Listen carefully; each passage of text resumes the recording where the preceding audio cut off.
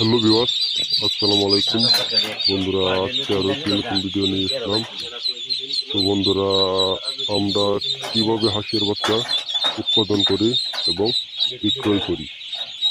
তো বন্ধুরা, আমাদের কাছে রয়েছে বিভিন্ন জাতের মধ্যে খাকি ক্যাম্বেল, জিএনপি, বেজিং এবং ইন্ডিয়া রানার সহ প্রায় আমাদের কাছে সব জাতের হাঁসের বাচ্চা পেয়ে থাকবেন। তো বন্ধুরা, আমাদের ঠিকানাটি মনে রাখবেন, ময়মনসিংহ জেলার তারাকান্দা থানা, মায়ের দোয়া হ্যাচারি। তো বন্ধুরা, আপনারা যদি হাঁস খামার করতে চান অবশ্যই হ্যাচারি থেকে জেনে তারপর খামার করবেন, কারণ আপনারা অনেকেই হাঁস পালেন কিন্তু বুঝেন, কিন্তু হ্যাচারি থেকে পারলে অনেকটা ভালো হয়।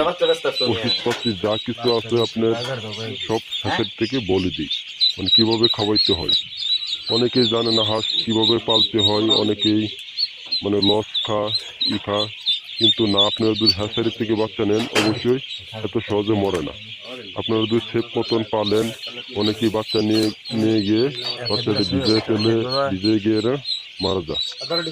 তো বন্ধুরা, আপনারা যদি হাঁস খামার করতে চান অবশ্যই হ্যাচারি থেকে নিয়ে আসবেন, তাহলে অনেকটা ভালো হয়। কারণ আপনারা অনেকেই বাচ্চা একটা দুর্বল হলে হ্যাচারি থেকে পাল্টাই দিবে।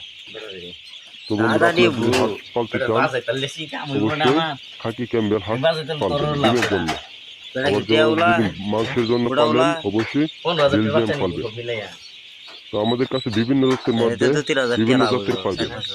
তো বন্ধুরা, আজকের ভিডিওটি এ পর্যন্তই। যদি ভালো লেগে থাকে অবশ্যই আমার চ্যানেলটিকে সাবস্ক্রাইব করে দিবেন, আর ঠিকানাটি মনে রাখবেন, ময়মনসিংহ জেলার তারাকান্দা থানা, মায়ের দোয়া হ্যাচারি। আপনার সকল জাতের হাঁসের বাচ্চা পেয়ে থাকবেন।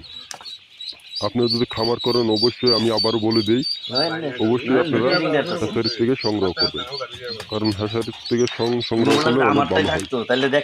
অনেকেই বাচ্চা। তো বন্ধুরা, আজকের ভিডিওটি এই পর্যন্ত। যদি ভালো লেগে থাকে আমার চ্যানেলটিকে সাবস্ক্রাইব করে দেবেন। আর